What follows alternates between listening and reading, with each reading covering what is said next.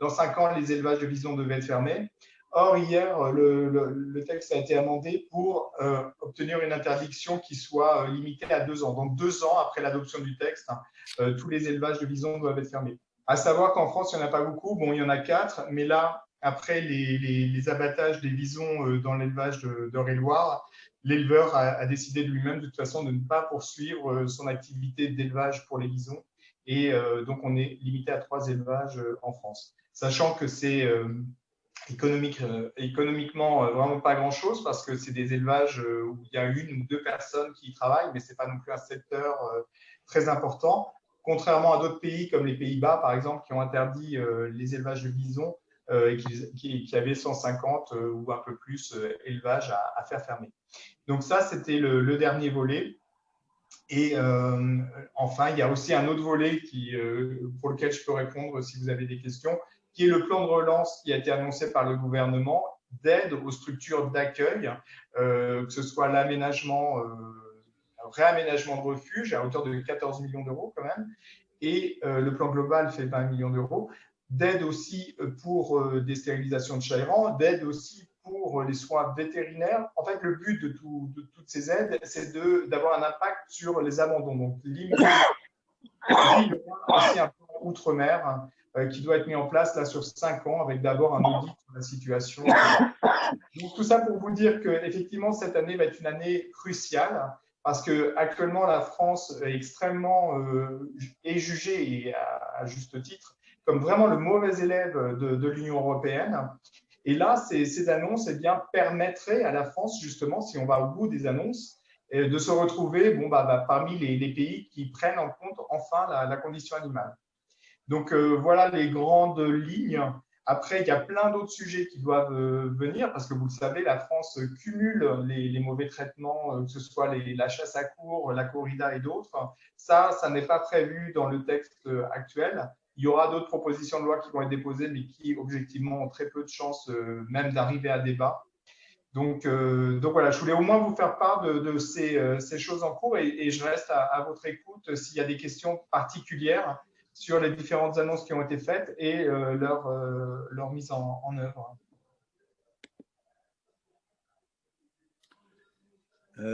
Eh bien, merci Christophe pour avoir rappelé un petit peu tout ce qui était en cours pour cette année 2021.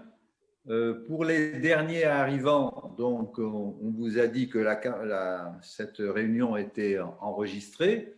Donc, et vous avez eu le message, je suppose, qui a dû s'afficher. Donc, si vous ne voulez pas que ça soit enregistré, donc vous pouvez débrancher. Alors, les questions-réponses. Moi, j'avais une question à te poser, Christophe, sur les équidés. Il y a, dans la proposition de loi, il stipulait sur les équidés, si les équidés avaient mal au pied, de leur couper le nerf sensitif au niveau de la patte, donc au niveau d'ici. Si tu as mal au pied, tu coupes le nerf sensitif à peu près par là, tu vois. Donc, à l'heure où on parle d'une similitude entre la médecine vétérinaire et la médecine humaine, jamais, heureusement d'ailleurs, pour un humain qui a mal à une main ou qui a mal à un pied, on va lui couper son nerf sensitif. On essaye d'abord tous les traitements médicaux, tous les paramédicaux, tous les traitements médicaux. On essaye de lui faire comprendre que s'il y a un mauvais appui sur son pied, on supprime carrément l'appui, on le met en canne, on lui demande de béquiller pendant 1 mois ou pendant 2 mois, et on voit si la douleur cesse. Donc, on ne fait une névrectomie qu'en ultime recours. Donc, c'est ce que j'ai voulu faire passer dans cette loi. C'était le fait qu'on n'aurait recours à la névrectomie qu'après avoir utilisé tous les remèdes et les traitements possibles, et pas à première intention. Voilà. Et là, est-ce que tu penses que c'est passé? Est-ce qu'on a parlé des équidés et de ce problème de leurs pieds? Oui, alors en fait, le texte n'est pas tout à fait ça par rapport à la proposition de loi. La proposition de loi, elle indique simplement que si cette intervention a été pratiquée, elle doit apparaître, elle doit être rendue, elle doit être communiquée aux futurs adoptants potentiels. Mais en l'occurrence, elle ne valide pas cette pratique en soi. C'est une pratique qui est très condamnable et très critiquable, en tout cas au niveau vétérinaire, ça c'est certain. Mais le texte de la proposition de loi ne fait qu'indiquer que si cette pratique a eu lieu, elle doit figurer dans le carnet du cheval. Donc, c'est pas vraiment pour la valider, c'est au contraire pour donner cette information aux futurs propriétaires. Je vais reprendre exactement la formulation parce que là, du coup, je ne l'ai pas sous les yeux, mais je vais la voir très vite. Parce que c'est pas tout à fait. Alors, exact commission n'est pas encore. Enfin, en tout cas, c'est sûr, c'est formulé comme ça. Hein. Je sais pas si... Ah voilà. Donc ça doit être, c'est dans l'article 7. Hein. Oui. Ou 6, non, c'est le 6, celui-là. L'article 6, voilà. Toute intervention médicale ou chirurgicale aboutissant, voilà, hein, doit être inscrite sur le document d'identification par le vétérinaire qui l'a pratiqué. Donc, en fait, ce n'est pas là du tout pour valider ou considérer que c'est une bonne pratique. Au contraire, elle est dénoncée par le rapporteur général du texte, qui est Loïc Dombreval. Mais en revanche, si cette pratique a eu lieu, elle doit apparaître dans le carnet qui suit le cheval. Mais c'est tout, hein, ça ne va pas du tout au-delà de cette obligation d'inscription dans le livret. Après, effectivement, dans un autre cadre, il faudrait revoir certaines pratiques vétérinaires qui sont mises en place. Mais là, ce n'était pas la possibilité de ce texte. D'accord, ok. Je te remercie. Alors, puisque j'ai la parole, je voudrais simplement rappeler que tu as écrit ce livre, ouais. L'Europe des animaux, en partenariat avec Pascal Durand, qui est un député européen. Donc ça, c'est un livre qui est important pour ceux qui veulent connaître ce que tu as fait, ce que tu écris. Et deuxièmement, je voudrais vous rappeler à tous que notre Bible, c'est le Code de l'animal, à l'édition LexisNexis. Donc là, vous avez tous les textes concernant les animaux qui sont répertoriés. C'est un vrai code, comme il y a le code de procédure civile, le code civil, voilà. Donc là, je vous conseille d'acheter le code de l'animal. Très bien. Terminé. Aux autres questions, allez-y, vous pouvez prendre la parole. Oui, donc il y a Pereira Nedir qui a levé la main. Allons-y, Pereira. Bonjour. Bon, mon prénom, c'est Vanny Bredas. C'est pas Pereira Nedir. Bon, c'est un peu Zoom. C'est pas grave. J'avais une question par rapport à ce que vous disiez s'agissant de la volonté d'intégrer une interdiction de vente des animaux par les petites annonces, notamment le Bourgoin, hein, parce que c'est le leader, on va dire, aujourd'hui. Mais il y en a d'autres, hein, il y a Viva Street et bien d'autres encore. Ma question, c'était pourquoi d'abord ne pas passer par des mesures par un encadrement strict, c'est-à-dire on ne pourrait pas mettre en vente les animaux sans des informations obligatoires. C'est-à-dire, tout à l'heure, vous parliez du numéro de sirène ou voilà, des numéros d'identification ou d'autres choses.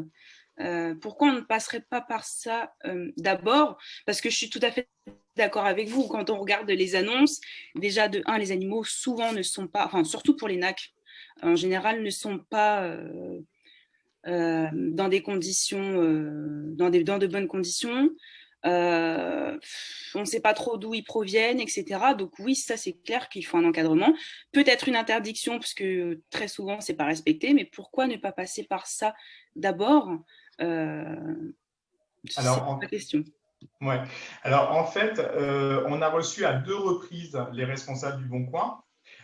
Et on leur a proposé effectivement dans un premier temps, puisqu'on n'était pas dans une démarche légale, mais de bonne volonté, on leur a proposé effectivement de mettre en place un système de validation des annonces qu'après avoir rempli des cases obligatoires, ce qui est le cas dans plein de types d'annonces, où effectivement, tant qu'on n'a pas renseigné le numéro de téléphone ou je ne sais pas quoi, ça n'est pas validé. Donc là, ça aurait pu être mis en place par rapport au numéro de sirène, ou le tatouage éventuellement de la reproductrice, etc. Et ils s'y sont totalement refusés. Donc, les 2 fois, on les a reçus, les responsables s'y sont totalement refusés. Et là, lorsque Julien Denormandie, ministre de l'Agriculture, a fait ses annonces dans le cadre du plan de relance, effectivement, il a également présenté une charte qui a été proposée par Le Bon Coin. Et en fait, pour nous, c'est vraiment une manière de justement balayer le problème. Eux veulent mettre en place une charte de bonne conduite, en gros, mais qui serait exactement comme vous cochez, en fait, comme on coche, voilà, vous avez bien pris connaissance des règles générales ou je ne sais pas quoi du site, parce qu'on coche tout le temps sans prendre connaissance. Et là, ça serait un peu le même système pour la charte. Donc, c'est justement parce qu'on n'arrive pas à s'entendre avec eux qu'il y a une vraie mauvaise volonté de leur part d'agir, qu'on est obligé d'en arriver effectivement à cette situation. Et puis, de toute façon, quand on parle quand même d'animaux, d'êtres sensibles, le fait de les proposer comme ça à la vente via des sites généralistes, c'est quand même extrêmement dangereux parce que là, pour le coup, on peut pas, déjà, on n'a pas de contact direct avec l'animal et puis c'est une source, franchement, de trafic en tout genre. Nous, on a pu vraiment le relever avec des faux numéros d'identification ou bien en fait, ça encourage aussi des éleveurs frauduleux qui font énormément de reproduction dans des conditions épouvantables et qui dispersent ça sur Le Bon Coin. Donc, ça paraît difficile à encadrer. On a essayé effectivement de travailler avec les responsables du Bon Coin pour leur proposer d'être plus stricts dans la publication de leurs annonces. Ils n'ont pas souhaité le faire. Et de toute façon, à la réflexion, je ne vois pas comment on peut être vraiment très efficace dans cette possibilité. Et il ne faut pas non plus oublier qu'il y a des espèces protégées, des oiseaux notamment et autres, qui sont proposés via ces réseaux. Nous, on travaille aussi sur… Là, actuellement, par exemple, on a eu une condamnation pour un éleveur qui laisse crever ses animaux. Donc, on organise la prise en charge des animaux. Et en fait, le type est en train de les vendre sur Le Bon Coin pour disperser les bovins, là, en l'occurrence. Donc, il y a tout et n'importe quoi sur ce site et il y a un moment où il faut aussi l'encadrer et quand il n'y a pas de bonne volonté, il faut aussi fixer des règles qui s'imposent à tous ces sites.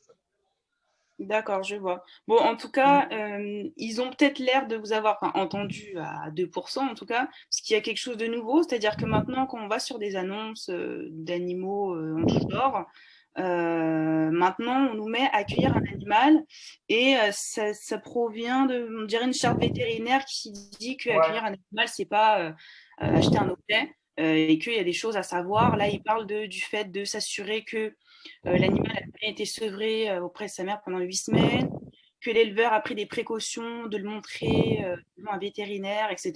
Bon, c'est un petit peu le même système que la charte. C'est pas très efficace, mais en fait, ça doit être ça. Je pense que c'est la démarche parce que c'est une démarche qu'ils ont fait avec l'ordre des vétérinaires.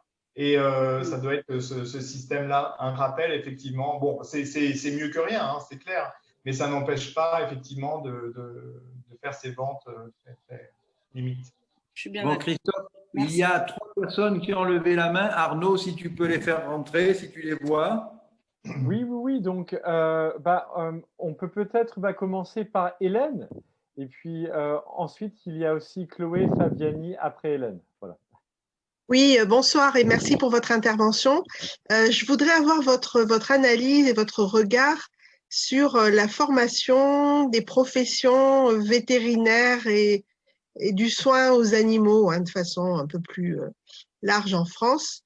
Moi, je travaille plus spécifiquement sur la protection de la faune sauvage et je découvre qu'en fait, il n'y a pas vraiment de cursus suivi. Il y a cette espèce de reconnaissance professionnelle de capacitaire, mais qui est vraiment un peu à la tête du client, très variable d'un département à l'autre.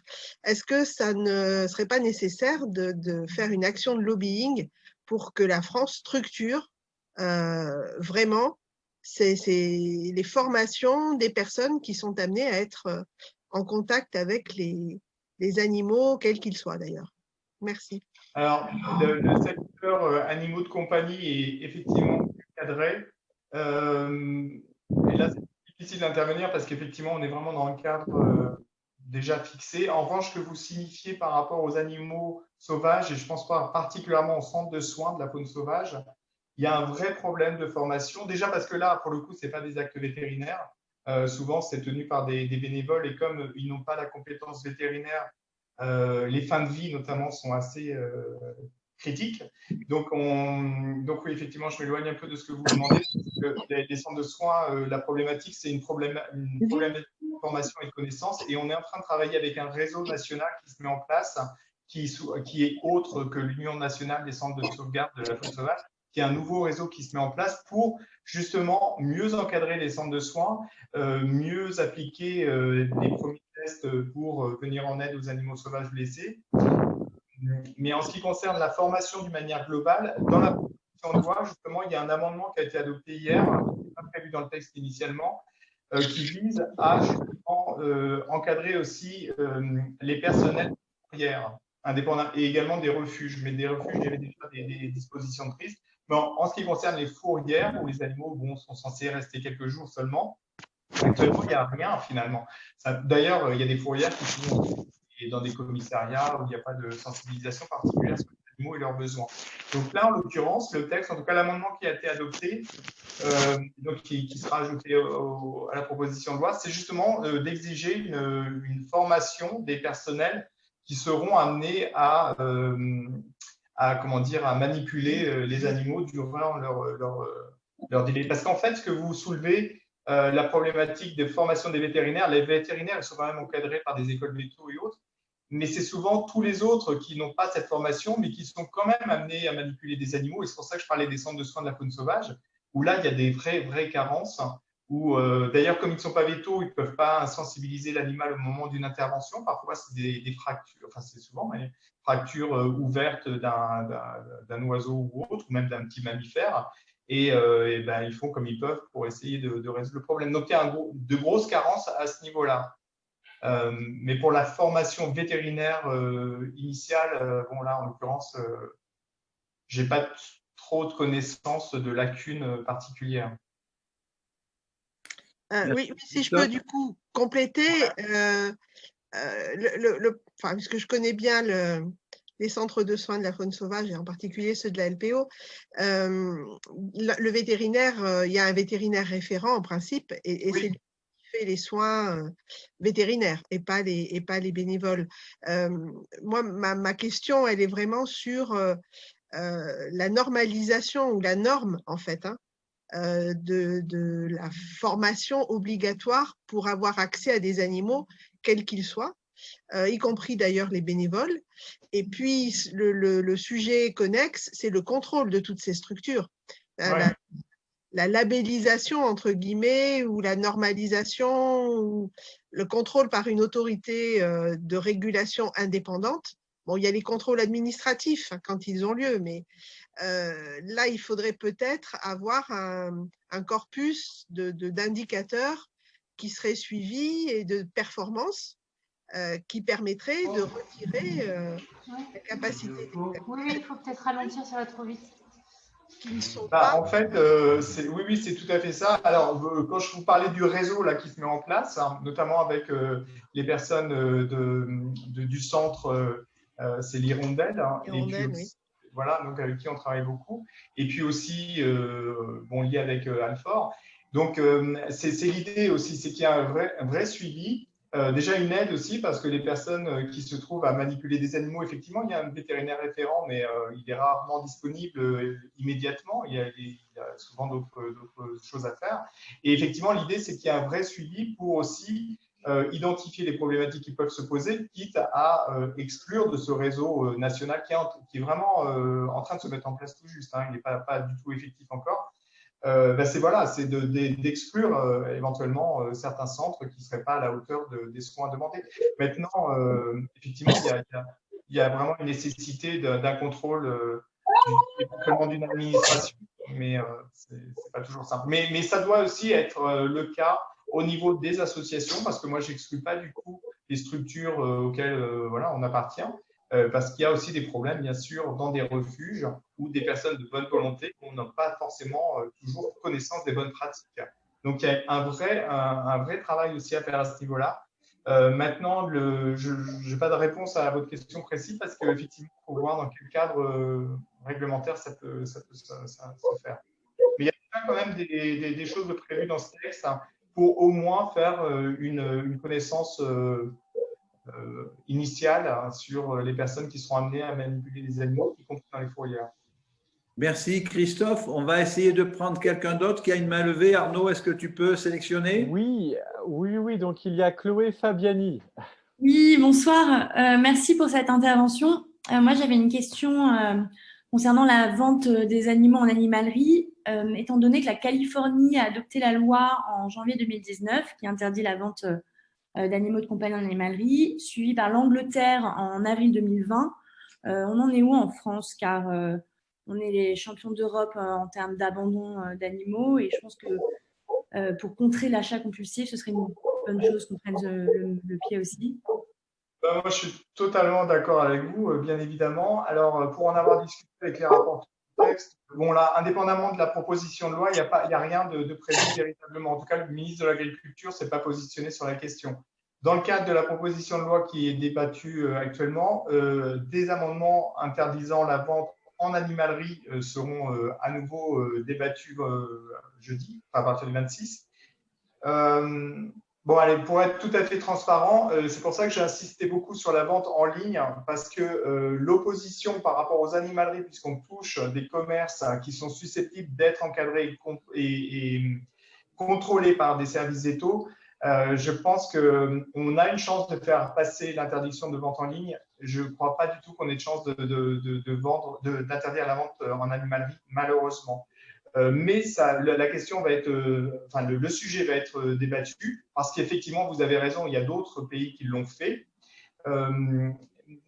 Mais j'ai l'impression, pour avoir observé un petit peu les échanges, qu'on n'est pas à ce stade encore. Vous savez qu'on vient de très très loin, hein, quand même. Moi, ça fait 30 ans que je suis à la Fondation Brigitte Bardot.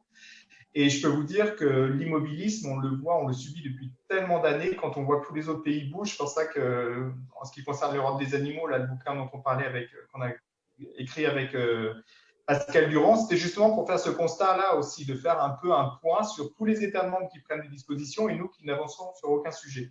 Donc, en ce qui concerne les animaleries, heureusement, il y en a quand même pas mal qui ont été fermées. Et je pense à Paris, notamment sur lesquels la mégisserie. Parce que le commerce est en train d'évoluer et se dirige de plus en plus sur des ventes par correspondance.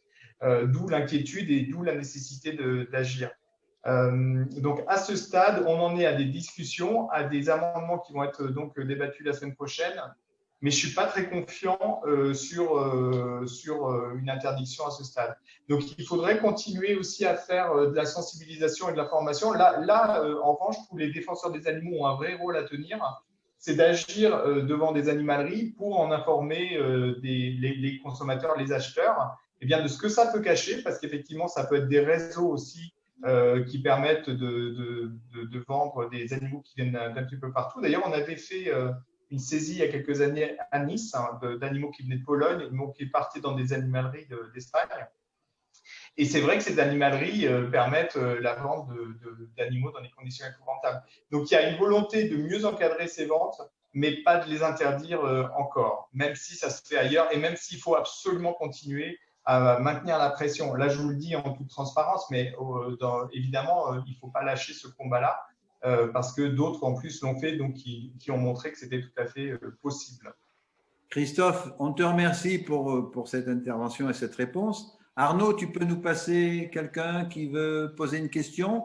Et globalement, je peux dire à tous ceux qui n'auront pas le temps de poser leurs questions, s'il y a beaucoup de monde qui attendent, je redonne notre adresse et on transmettra à Christophe. Vous pouvez nous faire un mail à assos-développe-droit-animalier@gmail.com.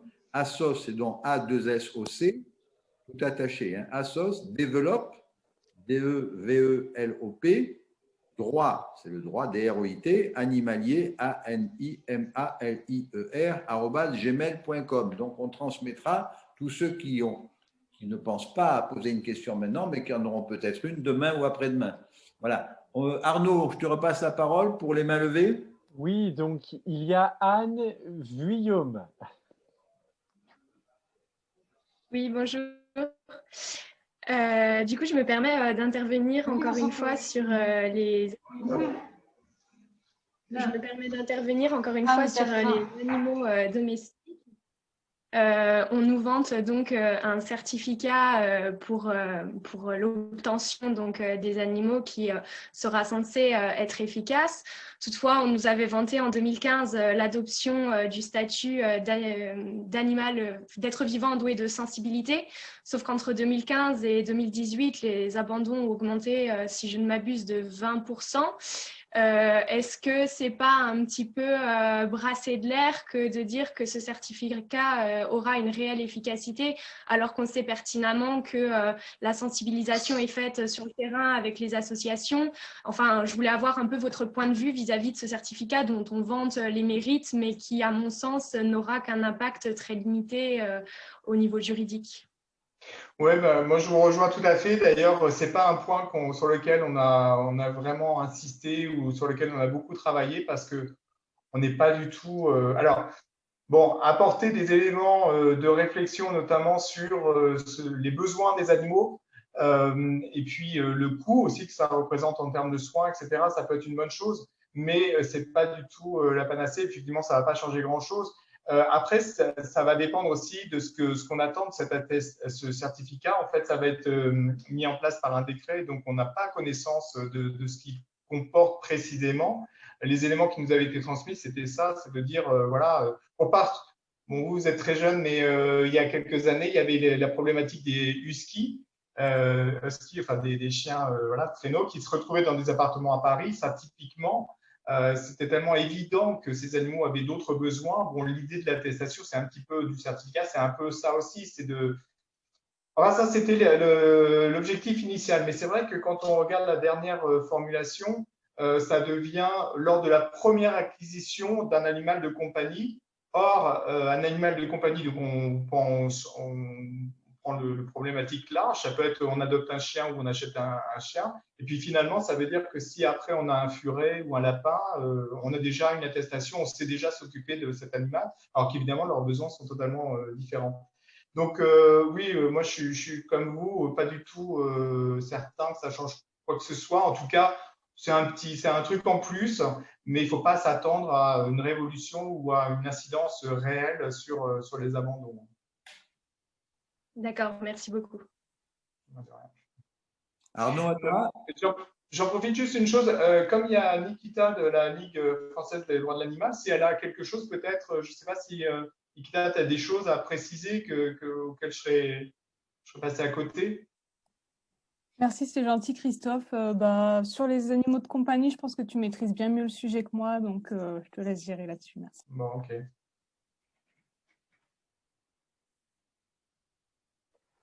Bon, donc n'hésitez pas à lever la main si vous avez d'autres questions.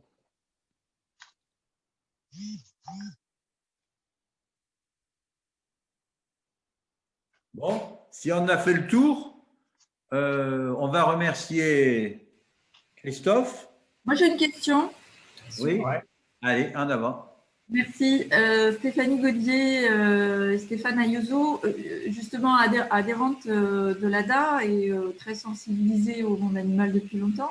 Je m'interroge justement, vous avez dit depuis 30 ans à la Fondation Brigitte Bardot, et puis il y a des questions qui sont passées sur le chat, voir si vous travaillez avec d'autres associations comme L214, etc. Les petites structures comme les nôtres peuvent apporter pour que ce soit utile à des grandes structures comme la vôtre? En fait, le cœur de l'action, elle est menée par des petites structures, entre guillemets. Donc, au niveau de la Fondation Brigitte Bardot, on aide énormément de petites structures parce que, quand je parle des chats errants, par exemple, tout à l'heure, on aide beaucoup d'associations puisqu'on finance les stérilisations, mais au final, le travail qui est fait, c'est par des bénévoles de terrain, soit des petites assos, soit des bénévoles tout court, quoi, qui après leur boulot vont trapper, vont stériliser. Donc, toutes ces associations-là, nous, on est là pour aider parce qu'effectivement, on on n'est pas présent sur le terrain partout. Quand on parlait tout à l'heure des actions menées à l'international, on n'a pas d'antenne, à part en Bulgarie avec un parc qu'on a mis en place pour récupérer les ours dansants et mettre fin à cette tradition qui n'en est plus une. Mais sinon, ailleurs, c'est vraiment pareil, c'est aider les structures qui prennent en charge des primates, qui les soignent, qui les relâchent, mettre en place des campagnes de stérilisation de chiens en Inde ou ailleurs. Donc, tout ça, c'est une connexion avec l'ensemble des acteurs de la protection animale. Là, vous parlez de L214, on travaille avec eux depuis, même avant de créer L214, que ce soit avec Sébastien ou d'autres. Donc c'est tout l'intérêt justement de ces grandes structures, si on peut dire, de pouvoir être en lien avec tous ces acteurs de terrain. Et quand je parlais tout à l'heure des animaleries, nous, par exemple, sur les quais de la Mégisserie, effectivement, on faisait des actions de sensibilisation. Bon, maintenant, il n'y a plus qu'une animalerie, parce que toutes les autres ont été fermées. Mais typiquement, si on veut aller à la rencontre des acheteurs, en l'occurrence d'animaux, eh bien, il faut pouvoir compter sur ces structures locales, plus ou moins grandes, idem pour les centres de soins, etc. Donc, il y a une vraie connexion. Et là, quand j'ai brièvement parlé du plan de relance du gouvernement, nous, on va être là aussi pour aider les structures à préparer leur dossier de demande d'aide auprès des DDPP. Parce que là, en l'occurrence, le plan de relance, dont j'avais parlé brièvement, mais ça va mettre à disposition des moyens pour des petites structures pour réaménager leur installation, pour disposer d'aide vétérinaire pour les chats errants, par exemple. Mais il faut les aider à se structurer et puis à présenter leur dossier au DDPP. Et bien ça, c'est un travail qu'on sera amené à faire. Donc, il n'y a vraiment pas d'opposition du tout parce qu'on est très complémentaires et liés. Parce que nous, sans les autres petites structures, pas petites, hein, ce n'est pas du tout péjoratif, on n'est rien. Et puis, inversement, les petites structures ont besoin aussi de soutien. Et puis, alors après, il y a ce travail de terrain, puis il y a un travail, effectivement, quand on parle du travail de lobby, par exemple, comme les questions abordées ce soir, c'est vrai qu'on a plus de facilité parce qu'on représente aussi un plus large public. Et pour les élus, ça a un sens. C'est autant d'électeurs potentiels. Donc, effectivement, ils sont à l'écoute ou plus anxieux d'avoir des interventions de grosses structures. Donc, nous, on ne fait pas la différence. C'est vraiment un combat commun mené ensemble d'une manière complémentaire. D'accord. Alors, je vais rebondir du coup sur un des points. Vous parliez de lobbying, effectivement, au niveau politique, il vaut mieux être une grande structure. Et on remarque qu'il y a énormément de dégâts qui sont provoqués par la chasse et que c'est un lobby très, très fort. Ouais. Alors, indécrottable au niveau gouvernemental. Et je m'interroge sur pourquoi on n'arrive pas à être un lobby contrepoids en face. Alors, est-ce qu'on ne sait pas mutualiser nos forces? Qu'est-ce qui manque pour qu'on puisse faire le contrepoids à ce lobby de la chasse? Alors, déjà, au niveau européen, nous, on fait partie de la coalition Eurogroup for Animals, qui est une coalition qui rassemble des différents acteurs de la protection animale dans les différents États membres pour peser au niveau des instances européennes, que ce soit la Commission, le Parlement, plus indirectement le Conseil. En revanche, par rapport à votre question, en fait, on avait travaillé il y a quelques années, c'était avec Laurence Abeille et Geneviève Gaillard, qui à l'époque étaient toutes deux députées, elles ne le sont plus, avant les élections présidentielles, pour réunir les associations, et donc c'était Animal Politique, qui rassemblait, alors je n'ai plus le nombre exact, mais enfin une trentaine d'associations, pour justement faire poids face aux chasseurs en particulier. Et là, on a continué. Le RIP, en fait, le référendum d'initiative partagée, ça a été aussi un petit peu le but, quelle que soit l'issue finalement de ce référendum, qu'il ait lieu ou pas. Quoi qu'il en soit, l'intérêt, c'était de pouvoir montrer qu'il y avait une action commune des associations, généralistes ou plus spécialisées dans un domaine. Et le RIP a été intéressant parce qu'il a révélé aussi finalement le poids, je ne sais pas si c'est vraiment un poids, en tout cas l'action du lobby de la chasse auprès des élus, et pour certains d'entre eux ça a été très mal perçu. Enfin, je veux dire, on a avec les élus là, de République En Marche une chose qui est intéressante, c'est que ce parti, alors indépendamment, je ne suis pas du tout là pour soutenir ce parti, mais c'est un constat. Ce parti a été créé en très peu de temps, donc avec pas d'élus. Et il a fallu finalement faire venir énormément de personnes qui venaient de la société civile et qui ne sont pas des politiques véritablement.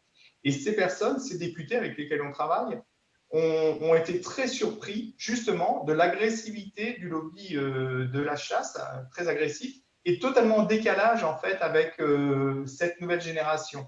Et donc, moi, je pense que le RIP a au moins cet intérêt tout à fait fort, c'est d'avoir fait prendre conscience à des élus que les chasseurs se sentaient tout pouvoir. Ceux qui ont signé le RIP se sont retrouvés avec des manifestations de chasseurs et d'agriculteurs devant leur permanence, parfois avec des dégâts. Et je pense, alors là, je suis peut-être très, très optimiste, mais je pense que les chasseurs sont en train de perdre véritablement de leur influence. Parce que justement, on l'a vu avec, évidemment, Macron s'est affiché très clairement avec les chasseurs. Quand on l'avait rencontré en 2018 avec Brigitte Bardot, c'est vrai que le dossier de la chasse, on s'est dit, c'est même pas la peine d'en parler parce que de toute façon, c'est mort. Autant avancer sur d'autres sujets. Mais là, on se rend compte, de Barbara Pompili, par exemple, même si elle a été contrainte de signer certains arrêtés, au final, elle a tenu bon pour l'interdiction de la chasse à la glu. Le Conseil d'État a cassé l'arrêté permettant la chasse tourterelle des bois. Donc, ils ont eu plusieurs échecs à la suite qui les affaiblissent malgré tout. Alors là, je suis peut-être très optimiste, mais moi, je pense qu'on est aussi à ce niveau-là sur un tournant. Et c'est d'autant plus important de faire cette action contre le lobby de la chasse, c'est qu'en France, rien n'a bougé pendant au minimum 30 ans, c'est que justement, les lobbies faisaient bloc. Les chasseurs soutenaient les circassiens soutenaient les éleveurs de canards pour le foie gras, etc. Parce que l'idée, c'était de dire si un point tombe, eh bien, il y aura un effet domino et les autres vont tomber les uns après les autres. Et donc, l'intérêt de cette proposition de loi, même si elle est très limitée, pas très limitée, en tout cas, elle aborde pas il y a plein de sujets qui méritent d'être abordés, comme l'abolition de la chasse à courre, notamment, et de la corrida, pour prendre les plus emblématiques. Mais le fait d'interdire, par exemple, les animaux sauvages en lessière, l'arrêt des élevages de bisons, l'arrêt des delphinariums, ça crée un précédent qui est vraiment important et qui pourrait effectivement entraîner d'autres choses parce que les gens vont commencer à être mûrs pour s'engager dans ces interdictions à venir. Donc, effectivement, le lobby de la chasse est très puissant, mais je pense qu'il a du plomb dans l'aile, j'espère. Merci. Merci Christophe. Arnaud, entre-temps, est-ce qu'il y a du monde qui est arrivé ou pas? Je ne vois pas de main levée. Si vous voulez, oui, donc intervenir, n'hésitez pas à lever la main. Oui. Alors, je reprends un peu la parole. Les canards, tu as parlé des canards. Avec ces zoonoses, qu'est-ce que tu penses? Est-ce que tu crois que l'élevage du canard a encore des années devant lui pour cette maltraitance, ou est-ce que tu penses que justement avec la transmission des virus de l'animal à l'homme, est-ce que cela va pouvoir disparaître? Ça, franchement, là, je ne pourrais pas répondre à ça. En plus, le problème des canards, en l'occurrence, si on prend les élevages de canards pour le foie gras notamment, c'est que ces zoonoses peuvent être transmises. C'est pas spécifique aux élevages intensifs. Au contraire, plutôt les animaux qui sont à l'extérieur qui sont touchés. Sauf que là, on a le cas d'un élevage de poules pondeuses en cage, a priori, qui est touché à son tour. Donc, ça ne va pas forcément dans le sens de ce qu'on souhaite, c'est d'interdire les élevages intensifs en bâtiment. Donc ça, j'ai du mal à le croire par rapport au gavage parce qu'il y a encore de très très fortes défenses. On le sait, c'est 80%, même plus de 80% de la production se fait en France. La consommation, c'est quasiment aussi dans les mêmes proportions en France. Donc c'est vraiment quelque chose de très ancré et ça bouge partout ailleurs. Mais là, sur le foie gras, là, j'ai essayé d'apporter des choses positives, mais effectivement, on a énormément. Je ne suis pas en train de dire c'est 2021, vous allez voir, c'est formidable, c'est pas ça, mais c'est qu'il y a des choses qui s'amorcent. Mais effectivement, derrière, il faudra poursuivre le combat, et notamment contre le gavage, parce que ça, c'est des choses qui vont être très difficiles à obtenir en France dans les 10 ans à venir, en tout cas. Après, tout dépend de la motivation politique. Hein. Oui, la société est prête à abandonner le foie gras progressivement. Et je crois que les politiques sont sensibles à ce problème de maltraitance animalière avec le gavage. Je crois, moi, il me semble que en forçant un petit peu toutes les petites associations, comme on disait tout à l'heure, à distribuer des flyers sur les places, dans les grandes avenues, je crois on n'est peut-être pas loin de bousculer un peu cette tradition d'élevage de foie gras. En fait, voilà, mais on peut passer la parole à quelqu'un d'autre si tu veux. Oui, il y a une chose qui m'étonne beaucoup, en fait, c'est que parfois on a l'impression que l'information est passée, qu'elle a été compris et que les personnes sont prêtes à changer leur mode de consommation. Et en fait, je me rends compte que très vite, là, quand on parle du foie gras, parfois les gens disent oui, mais c'est quoi le problème? Enfin, la fourrure, idem. La fourrure, on pensait avoir gagné ce combat. Et puis, finalement, c'est revenu sous forme de colle, etc. Et c'est pareil, cette nouvelle génération, quand on leur disait, mais là, vous portez un coyote qui était, ouais, bon, c'est pas grave, on s'en fout. Enfin, donc, il y a un travail constant à repartir à zéro. On a l'impression que ce qui semble être acquis à un moment ne l'est plus du tout, très vite, très peu de temps après.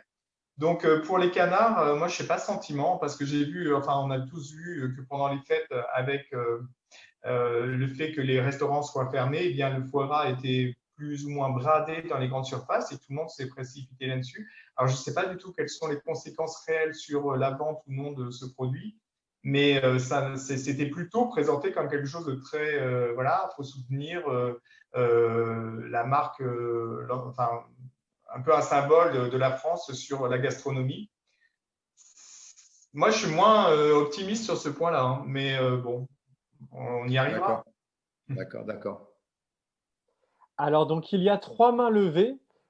Tout d'abord, iPad, ça fait un certain temps que iPad a la main levée. Oui, bonjour. Enfin, bonsoir du coup. Oui, c'est Alexandra, enchantée. Bonsoir à tous. En fait, je voulais simplement savoir par rapport au référendum des animaux, où ça en est. Est-ce qu'on peut rester encore optimiste par rapport à cette intervention-là très, très positive, surtout qu'on voit que la chasse à courre maintenant, avec tous les incidents qu'il y a eu récemment par rapport à la SNCF, donc est vraiment d'actualité. Il y a beaucoup d'opposants. Donc, je voulais avoir votre avis sur le référendum des animaux et par rapport à la chasse à courre, j'espère que ça va évoluer, quoi. Alors, effectivement, la chasse à courre, c'est probablement un point qui sera le plus facile, c'est beaucoup dire, mais en tout cas qui sera le plus mis en cause par rapport à la chasse. Mais pour en revenir sur le RIP, hein, précisément, alors actuellement, on a 146 parlementaires qui sont signataires, il en faut 185. Je pense qu'on a atteint un niveau où on ne peut pas à ce stade véritablement relancer parce que finalement, il ne faut pas oublier que sur les 6 mesures prévues dans la proposition de loi, parce que le référendum d'initiative partagée, en fait, l'idée, c'est d'amener une proposition de loi qui sera débattue au Parlement. Mais dans cette proposition de loi, vous avez au moins 2 interdictions qui sont prévues dans la proposition de loi qui est en débat la semaine prochaine. Donc, il vaut mieux, à ce stade, nous, on préfère attendre déjà de voir l'issue de ce débat et des votes qui auront lieu en première lecture à l'Assemblée nationale pour revoir de quelle manière on doit relancer le RIP. Donc, à savoir, est-ce qu'il faut, par exemple, intégrer 2 autres articles de sujets qui n'avaient pas été intégrés dans un premier volet, mais ça n'aurait pas de sens de le défendre en l'état si déjà il y a des articles de ce RIP qui ont été obtenus par ailleurs. Donc, effectivement, on est dans une phase qui est un petit peu, en sommeil, c'est beaucoup dire, mais c'est un peu quand même l'idée, c'est de pouvoir rebondir, repartir sur d'autres bases. Mais là, c'est un peu, on est dans une phase de transition, là, en tout cas, en ce qui concerne le RIP. Mais c'est en tout cas, comme je l'ai dit tout à l'heure, un outil formidable d'engagement des parlementaires, mais aussi, effectivement, certains se sont sentis menacés physiquement Et on aurait à peu près les 185 parlementaires signataires, mais au fur et à mesure que certains signaient, d'autres se retiraient. Et on en est à cette phase de 146 qui semble un petit peu difficile à dépasser aujourd'hui. Mais on n'a pas relancé véritablement la machine, même si on est toujours en contact avec toutes les associations partenaires et puis les initiateurs. Mais là, en l'occurrence, il vaut mieux attendre ce texte actuellement en débat et recalibrer un peu tout ça. Et juste pour la chasse classique, entre guillemets, on voit quand même beaucoup d'incidents, il y a des morts, il y a beaucoup de personnes, défenseurs des animaux, hein, qui sont contre la chasse. Est-ce que vraiment un jour on va pouvoir espérer au moins limiter, parce qu'on voit que les chasseurs vraiment sont libres partout de quand même faire cette activité, même au niveau du contexte du Covid, ça a été surprenant, quoi. Alors, ouais. Mais là, de toute façon, on avait fait aussi un sondage en 2017 sur les Français et la chasse, où justement on mettait en avant le fait le sentiment d'insécurité, qui est d'autant plus justifié aujourd'hui, pas nouveau, hein, les accidents de chasse, il y en a toujours eu, mais là, l'intérêt, c'est que maintenant, les gens ne l'acceptent plus. Bon, c'est pas vraiment accepté avant, mais en tout cas, ça passait sous silence. Et aujourd'hui, dès qu'il y a un incident de chasse, que ce soit un accident avec un vététiste ou même, comme on l'a vu à Chantilly, un cerf qui se retrouve en gare, RER ou autre, il y a un écho et il y a une accumulation d'événements comme ça qui sont dénoncés qui amènent à un ras-le-bol. Donc, effectivement, la difficulté qu'on a là actuellement, c'est qu'il y a eu un affichage du président avec les chasseurs dès le départ pour dire qu'on les soutient. Maintenant, ce qu'il faut qu'on arrive, c'est que pour les prochaines échéances électorales, donc dès l'année prochaine, c'est que les chasseurs ne soient plus du tout des gens avec qui on ait envie de s'afficher. Et ça, c'est très important. Parce qu'à partir du moment où les élus comprendront, c'est déjà le cas, hein, que les opposants à la chasse sont bien plus nombreux, mais enfin, c'est même pas comparable, bien plus nombreux que les favorables à la chasse, eh bien, on ne sera plus du tout dans le même rapport de force. Et ce rapport de force, avec toute cette situation effectivement de ras-le-bol, est en train de s'inverser. Alors, je suis peut-être très optimiste, mais c'est quand même quelque chose qu'on perçoit. On se rend compte que pour un politique aujourd'hui, à part vraiment les plus engagés en faveur de la chasse, les autres sont plus mal à l'aise et se posent véritablement la question de la manière dont est perçue la chasse aujourd'hui par les nouvelles générations. Donc, comme je le disais tout à l'heure, par rapport au lobby de la chasse, mais d'une manière générale, la perception de la chasse, moi j'ai le sentiment qu'on est sur une phase de basculement par rapport à ça. En tout cas, c'est vraiment mon vœu et c'est la nécessité. Alors là, on peut en revenir justement au travail qui doit être fait avec des associations de terrain. Ça va véritablement être une nécessité au moment des élections de l'année prochaine, que ce soit législative ou présidentielle. C'est enfin plus législatif peut-être, c'est d'être vraiment auprès des candidats pour insister sur la nécessité de ne pas s'afficher avec les chasseurs, mais de tenir compte des attentes des Français et de leurs électeurs. Ok, merci. Oui, donc il y a Corinne qui a la main levée. Oui, bonjour. Bonsoir. J'ai une petite question liée au Covid. Je voudrais avoir l'avis de toutes les associations. Au début, je pensais que cette histoire allait pousser les gens à prendre plus conscience du respect de la nature, des animaux. Et au fil du temps, j'ai l'impression, peut-être fausse, que les gens regardent de plus en plus le nombril et deviennent de plus en plus égoïstes et perdent de vue justement cette nécessité à respecter à nouveau la nature, les animaux et à prendre conscience que ce qui nous arrive aujourd'hui avec le Covid, c'est arrivé déjà par avant avec d'autres épidémies et il y a une prise de conscience qui est nécessaire. Et autant j'avais de l'espoir l'année dernière que cette prise de conscience soit réelle, autant aujourd'hui je me pose des questions. Comment vous percevez les choses? En fait, je rejoins tout à fait ce que vous avez dit. C'est vrai qu'on nous a vendu le Covid comme étant qu'il y aurait un après-Covid et puis on ne serait plus dans la même situation que l'avant. Et puis on se rend compte qu'effectivement, ce n'est pas du tout le cas, mais on l'a aussi sur un autre. À mon avis, ce n'est pas tellement le Covid qui va avoir un effet, même si effectivement il y a un lien avec les problèmes du virus et les problèmes sanitaires en général.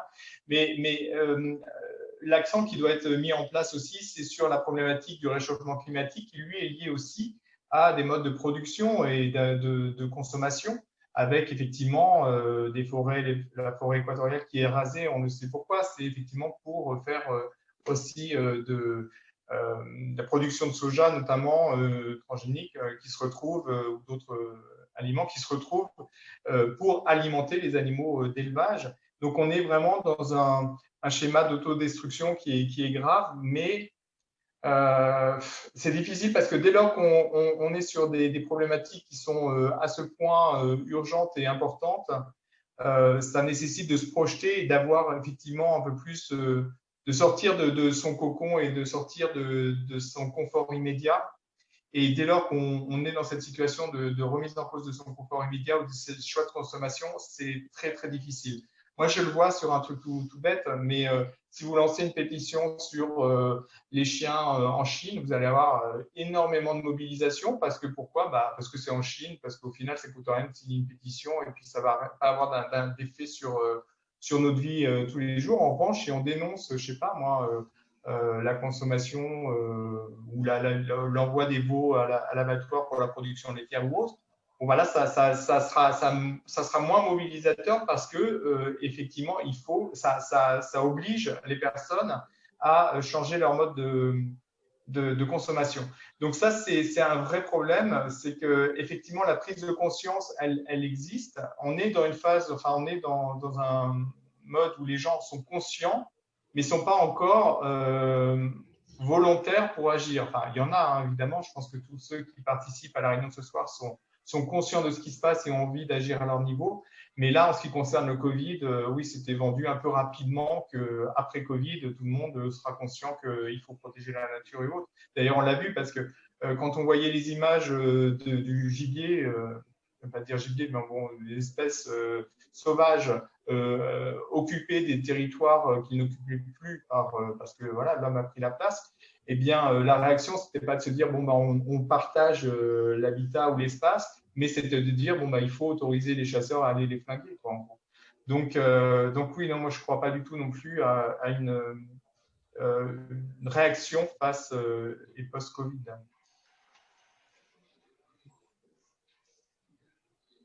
Alors, je crois que Pereira Nedir a de nouveau levé la main. Si vous voulez oui, j'ai à nouveau une question. C'était pour rebondir sur tout ce qui avait été dit au niveau des questions de la chasse. Moi, ce que je me disais, c'est est-ce qu'il ne faudrait pas carrément oser, peut-être que ça a déjà été fait, hein, mais est-ce qu'il ne faudrait pas oser dire que l'État ne respecte pas l'obligation positive qu'il a d'assurer bon, attendez, puisqu'il faut que je reprenne le tour de ma question. Oui, est-ce qu'il ne faudrait pas aller au point de dire que l'État ne respecte pas son obligation positive envers les Français et envers son devoir d'assurer la tranquillité et la sécurité publique, parce qu'on voit qu'avec tous les actes qui se passent aujourd'hui et ce pauvre homme qui est encore décédé il y a un mois à cause d'un tir de chasseur, assigner l'État et dire qu'il ne respecte pas les piliers de l'ordre public, parce que je pense que c'est ça aussi la question aujourd'hui. Et je pense que peut-être les tribunaux y seraient sensibles, puisque le Conseil d'État avait posé l'astreinte aux politiques publiques de prendre des mesures pour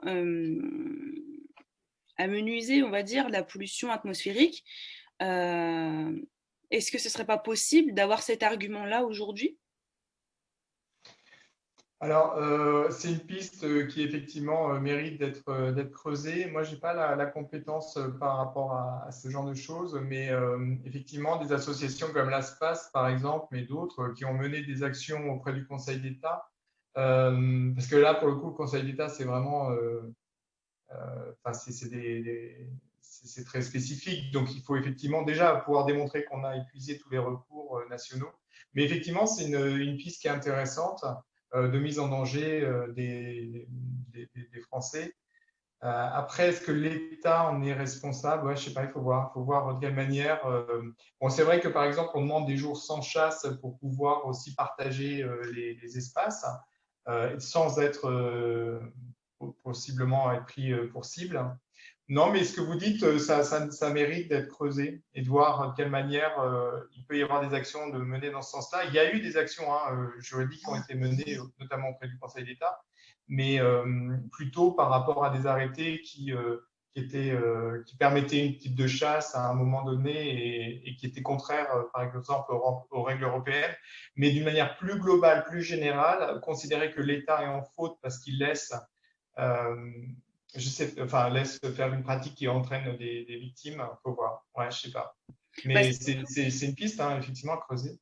Oui, c'est surtout que le Conseil d'État, là, pour le coup, c'est une décision forte. Et je veux dire, là, les chasseurs ne pourraient pas faire autrement que de suivre ce raisonnement, parce que c'est la juridiction suprême administrative. Donc, je veux dire, là, ce serait la solution. Et ils ne pourraient plus rien dire derrière, je veux dire.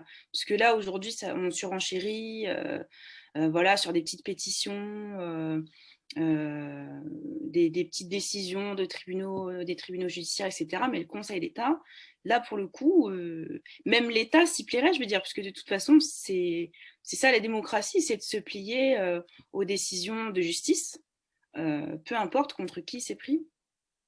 Ouais, après, il faut voir quel texte serait visé, parce que là, en l'occurrence, effectivement, le Conseil d'État, c'est vraiment sur de l'administratif, donc il faut pouvoir rétablir.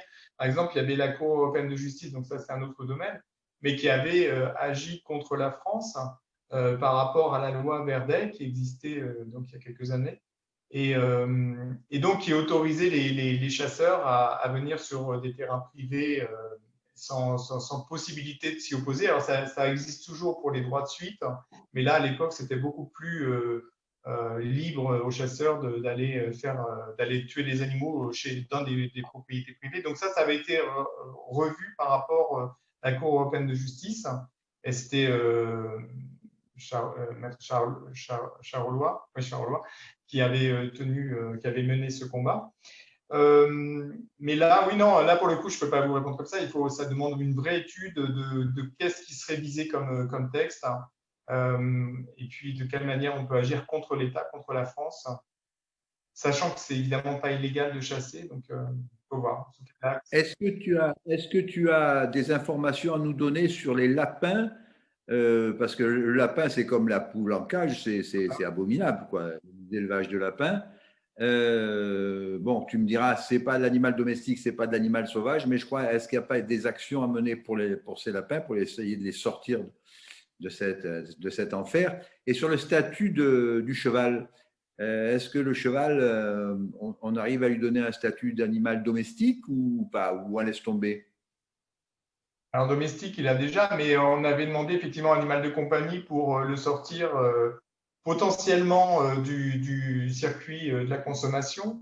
Alors, en revanche, c'est là où c'est intéressant de faire le lien effectivement avec le lapin, parce que le lapin, lui aussi, est animal de compagnie, mais ça ne l'empêche pas de finir à un abattoir, ça ne l'empêche pas de finir dans les laboratoires et également d'être utilisé pour sa fourrure. Donc, le statut d'animal de compagnie a ses limites, mais effectivement, en ce qui concerne le cheval, on continue à travailler sur cette option-là.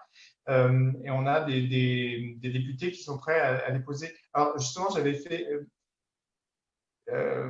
Cédric Villani était prêt à déposer un amendement dans ce sens. On l'a rédigé la semaine dernière. Et puis au final, c'était trop éloigné de la proposition de loi actuelle pour que ça puisse être intégré. Donc il ne l'a pas présenté.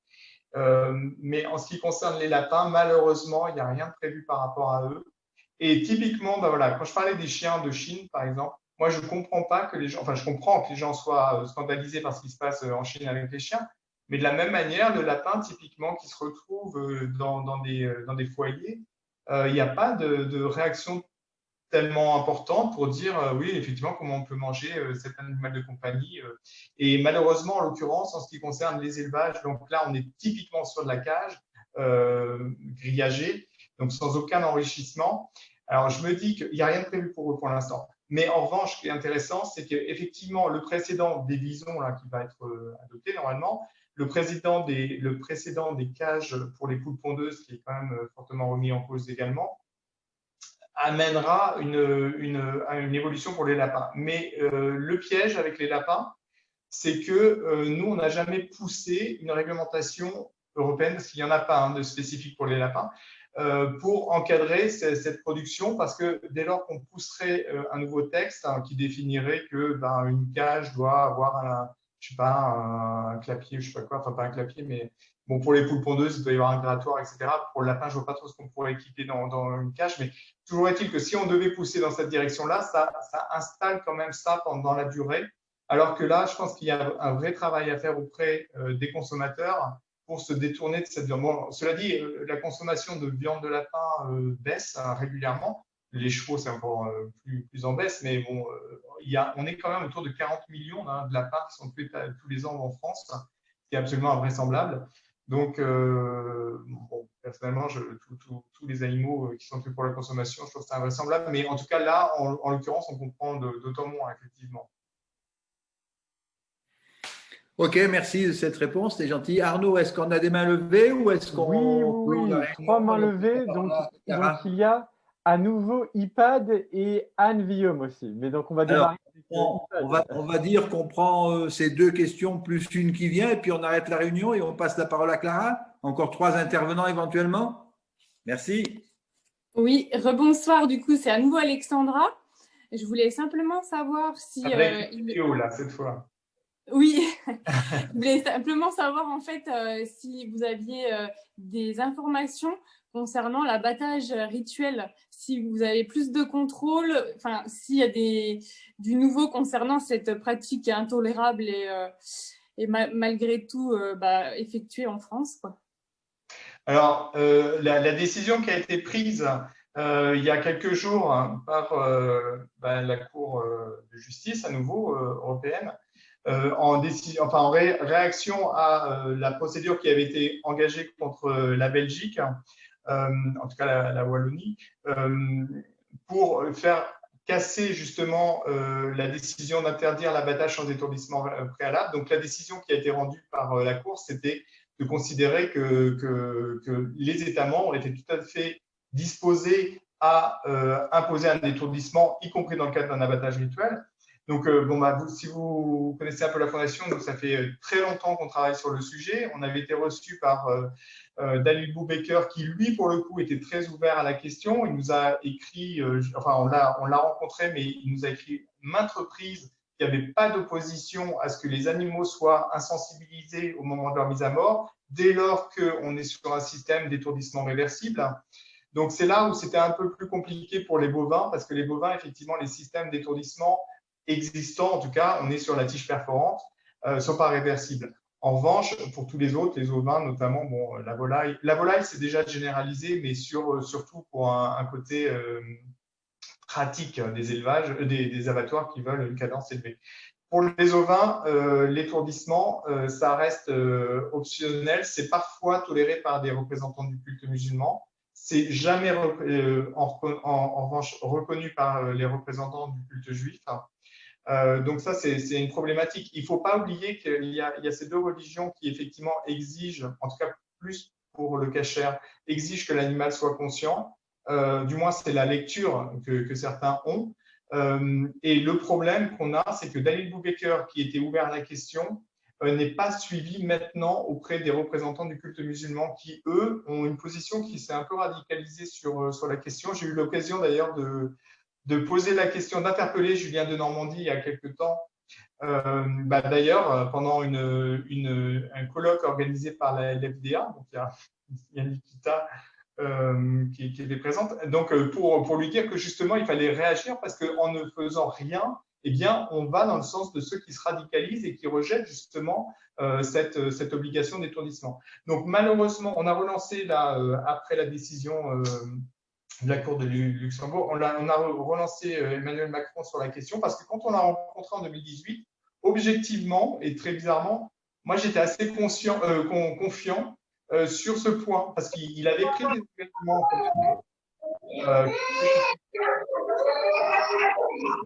La semaine prochaine, lors du débat à l'Assemblée, des amendements devraient être présentés, qui n'ont pas été présentés hier en commission, sur l'abattage rituel. Normalement, Éric Diard, notamment, puisqu'on a travaillé avec lui sur un amendement, devrait intervenir en séance pour demander à ce que la France s'engage à un étourdissement obligatoire dès lors qu'il est réversible dans le cadre du culte.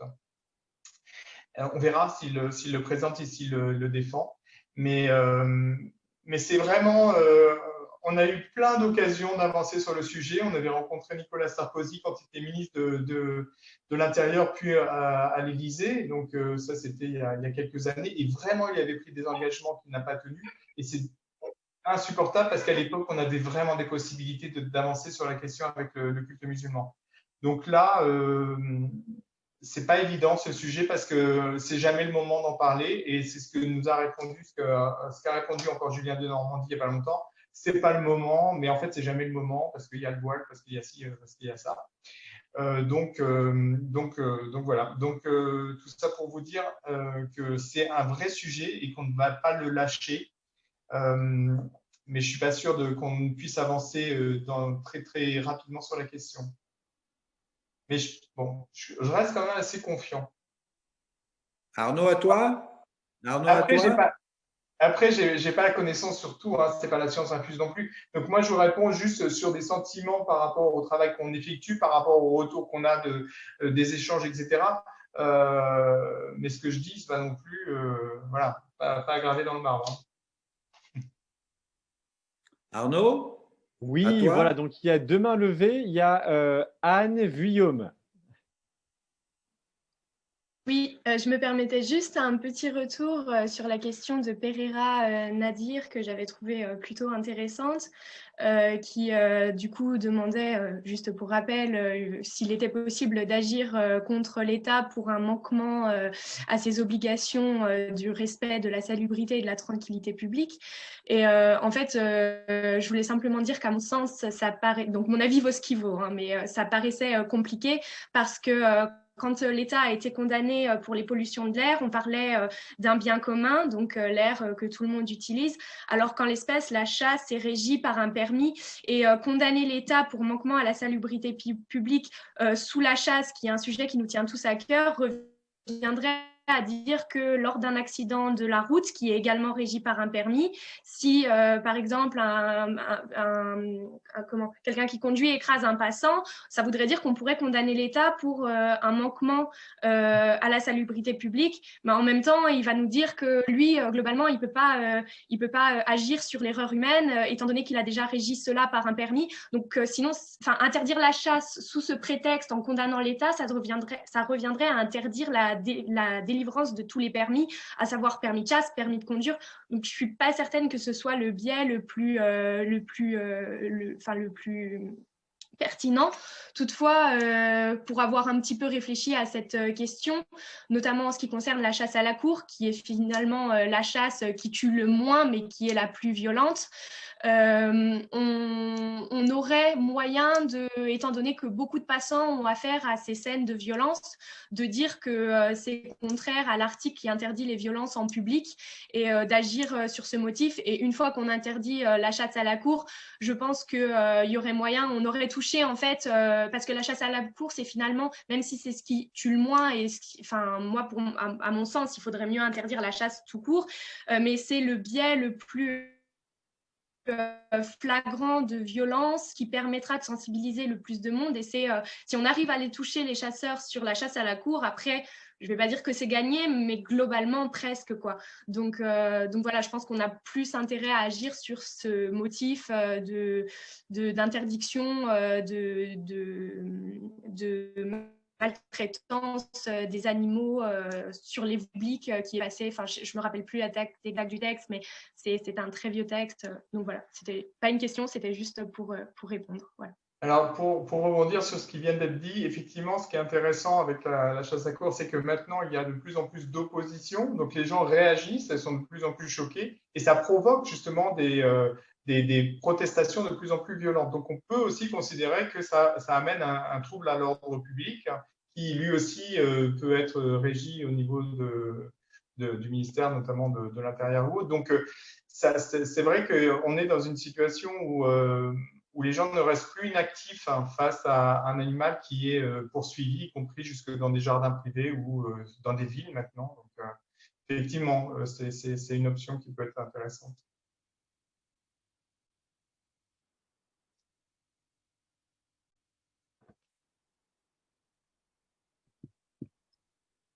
Si je peux me permettre de rebondir sur ce que vous avez dit, Anne, c'est pertinent ce que vous dites. C'est vrai qu'on pourrait faire le lien, se dire, bon, bah, s'il y a un permis, ça ne peut pas créer un trouble à l'ordre public. Après, on peut toujours revenir sur ce qui a été créé. On peut faire des erreurs en créant un permis, en créant ci ou ça. Là où je ferais la différence au niveau de votre exemple, quand on délivre un permis de conduire, c'est pour conduire un véhicule. Quand on délivre un permis de chasse, c'est qu'on délivre le droit de porter une arme pour tuer. C'est là où est la différence. C'est-à-dire qu'il y a des accidents de la route tous les jours, comme il y a des accidents de chasse une fois par mois ou une fois tous les 2 mois. Voilà.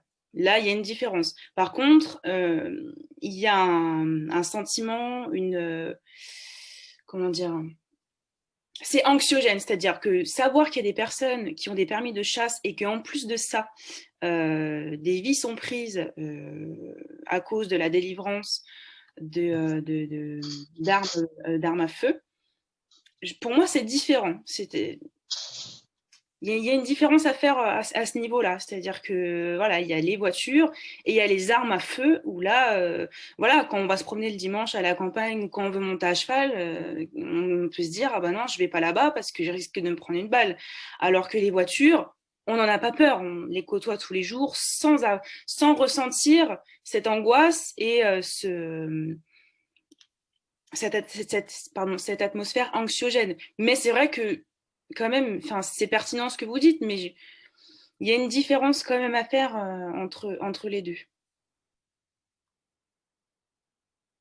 Alors, on va écouter la réponse de Christophe, et après, je crois qu'on approche des 8 heures, et on passera la parole à Clara, la présidente de l'ADA. Si tu veux bien, Arnaud, tu organises un peu tout ça. Moi, je n'avais pas vraiment de réponse à apporter parce que c'était déjà un échange entre elles deux. Et puis, je pense qu'effectivement, les 2 points sont intéressants. À mon avis, bon, peut-être je me trompe, mais ce qui serait pas mal, c'est de rappeler effectivement ou de mettre en garde. Alors après, il faut savoir qui, quand on parle de l'État, est-ce que c'est la ministre de l'écologie qui est en charge de la chasse ou bien le président directement, ça j'en sais rien. On peut effectivement les mettre en alerte par rapport aux accidents de chasse qui sont observés et leur demander d'agir pour y mettre un terme et à ce moment-là réagir dans un second temps pour dire qu'il y a eu un défaut d'action ou alors une inaction en l'occurrence qui les rend responsables de ce qui se passe. Mais bon, tout ça, c'est un peu effectivement à réfléchir, mais je pense que la piste est intéressante à creuser, mais comme ça, c'est pas ce soir qu'on va trouver le bon axe, mais c'est vrai que c'est pas inintéressant en tout cas. Mais je rejoins effectivement ce que disait Anne en ce qui concerne le fait que c'est pas une activité illégale, c'est une activité en plus qui est encadrée et qui fait l'objet d'un permis. En revanche, ce qu'on peut voir aussi, c'est le permis en question qui est vraiment délivré à n'importe qui très facilement. Ça, c'est une autre problématique. Mais bon, là, je ne voulais pas spécialement réagir parce que c'était une interaction qui était assez complète déjà entre les deux. D'accord. Bon, Clara, s'il te plaît, est-ce que tu veux remercier notre invité? Ou pas? Allô, ou pas? On ne le remercie pas? À moins que Clara a été… Bonsoir Christophe. Non, pas de problème. Je suis en ligne et connectée. Bonsoir Christophe. Je suis donc Clara Léger-Roustan, la présidente de l'association. Bonsoir à tous. Et je suis avocate au barreau de Grasse, donc spécialisée en droit animalier et passionnée, comme vous pouvez l'imaginer, par la cause animale. Donc, merci de votre intervention. Ravie d'avoir fait votre connaissance. Merci pour tous ces éclairages sur les propositions de loi.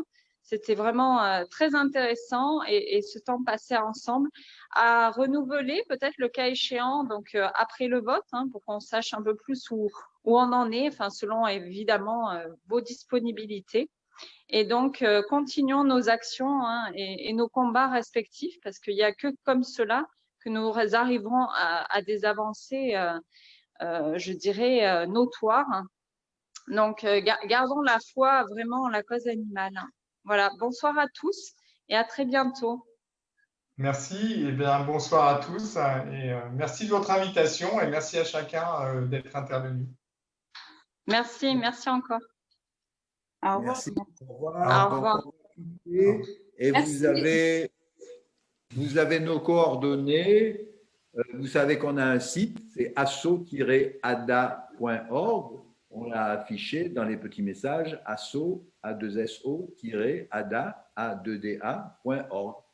À une prochaine fois, une prochaine conférence. On ne vous oublie pas. Au revoir. Merci. Au revoir. Au revoir. Au revoir, bonne soirée tout le monde. Merci, bonne soirée. Merci.